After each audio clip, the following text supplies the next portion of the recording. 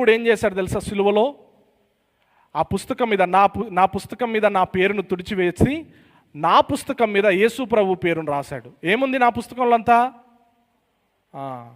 యేసు ప్రభు పుస్తకము, యేసు ప్రభు పేరు మీద ఉన్న పుస్తకం మీద ఎవరి పేరు రాశాడు? నా పేరు రాశాడు. ఇప్పుడు యేసు ప్రభు నీతి అంతా ఎవరిదైంది? నాదైంది. ఎంచబడింది అలా, అది నాది కాదు. సిలువలో మన పాపం నిమిత్తం ఆయన అప్పగించబడ్డాడు. ఆయన తిరిగి లేవడం ద్వారా దేవుని నీతి మనకు ఎంచబడే ఒక మార్గాన్ని ఆయన సుగమం చేశాడు. ఎందుకంటే ఏ మనిషి దేవుని ముందు నీతిమంతుడిగా తన స్వంత నీతిలో నిలవబడలేడు,